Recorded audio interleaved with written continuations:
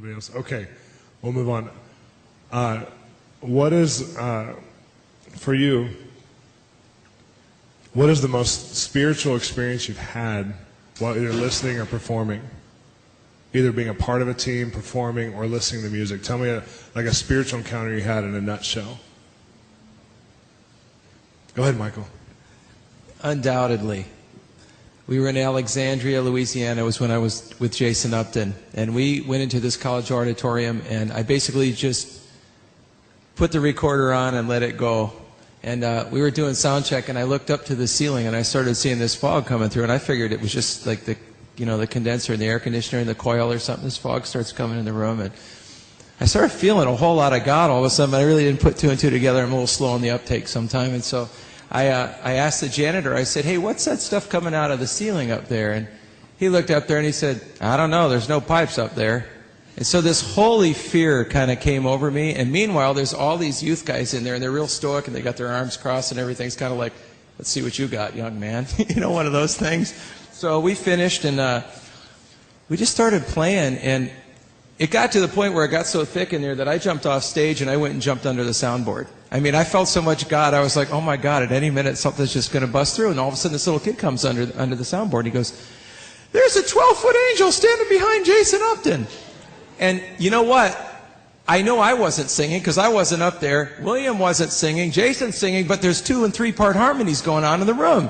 And I'm going, what in the world? And I'm looking on the hard drive recorder, and it's recording it. And I'm thinking, if this is on here when I play this back, I'm going to come out of my skin. So all of a sudden, all this stuff happens. All these guys that were like, yeah, they're, Daddy, oh God, And Jason, I look at Jason, and he's up on stage, and his eyes are rolled back in his head, and he's teetering on his piano bench. I thought, oh my God, he's drunk. I thought that was something that he did all the time. And he starts saying, da, da, da. I thought he's completely lost it. So all this stuff's going on, right? And it's happening in real time, so you're not even catching all of what's happening.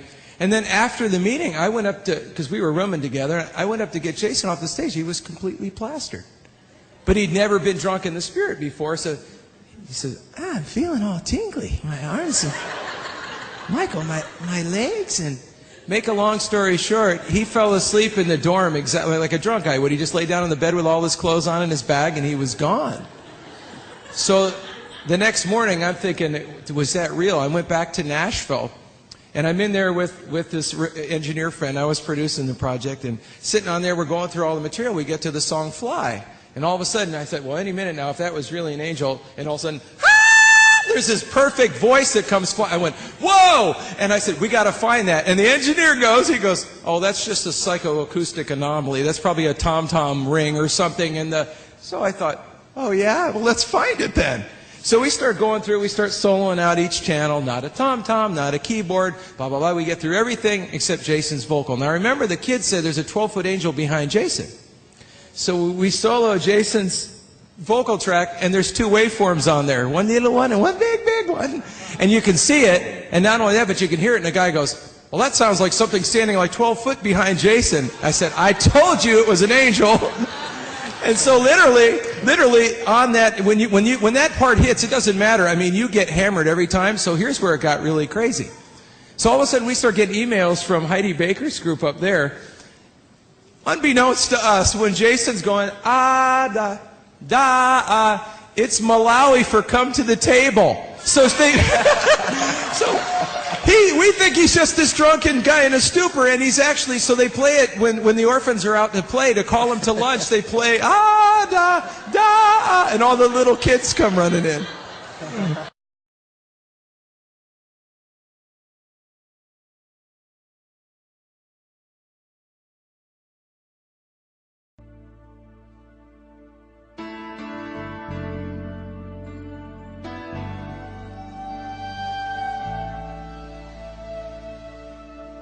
Going up to new atmospheres,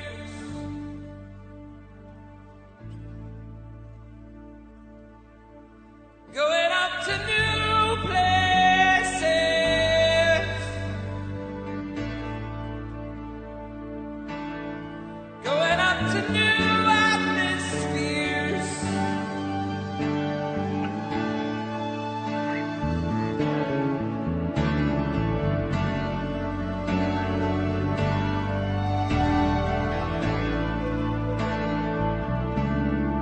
gotta have new ears. New ears. Heavenly places, heavenly places, heavenly, heavenly places, heavenly places, heavenly places, heavenly, heavenly places.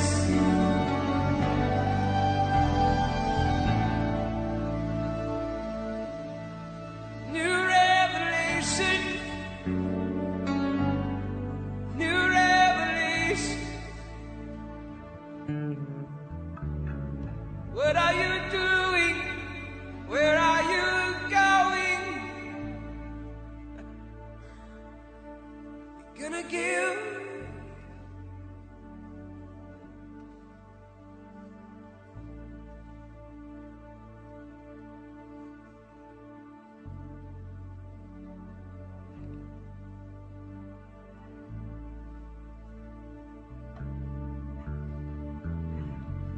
Some of you have been fighting for a very long time.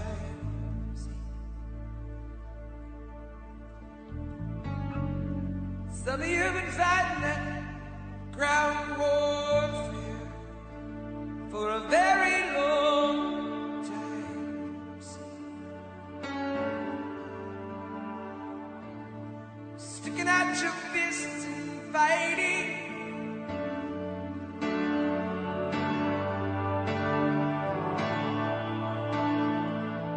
God wants to take you to new places, new places, new places, new places, new places, new places, new revelation, new revelation, new perspective, new perspective. Every view, every view, every view, every view, every view.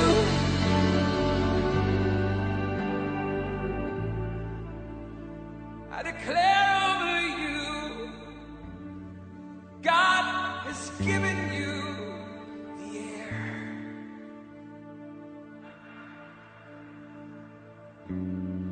God has given you the air. So fly. It's time to spread out your wings.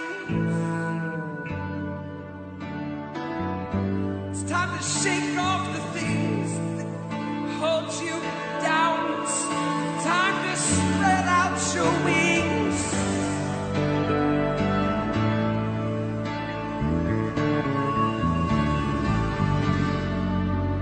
And fly.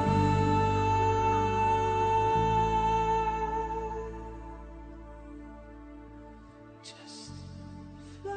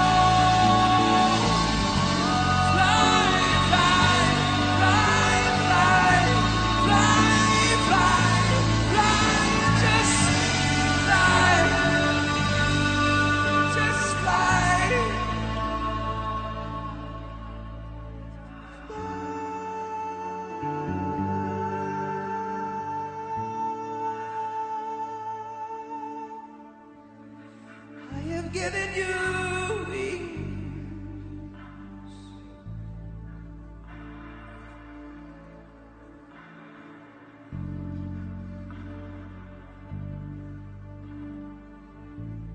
I have set you free from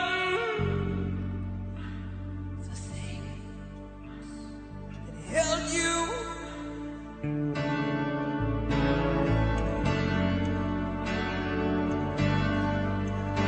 I have given you wings. I have set you free.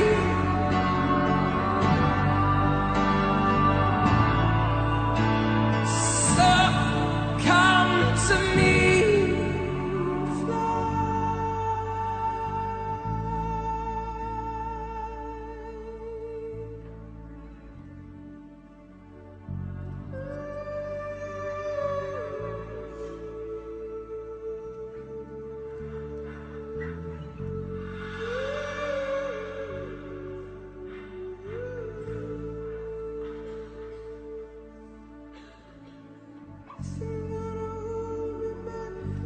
Things gonna hold me.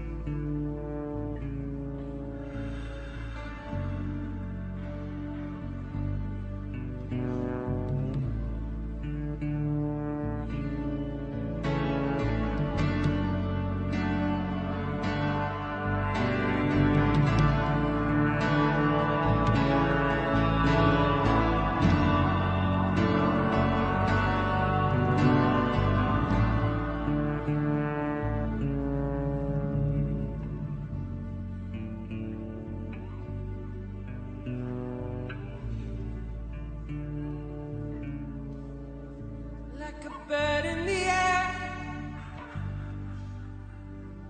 you have escaped the snare.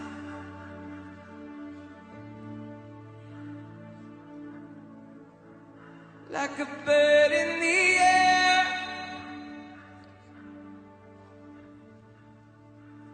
you've escaped the snare.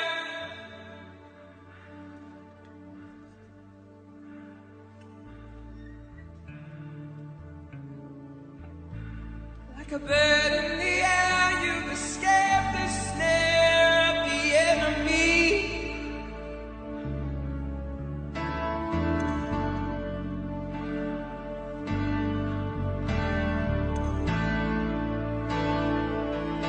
You have been set free. You have been set free. You have been set free. You have been set free.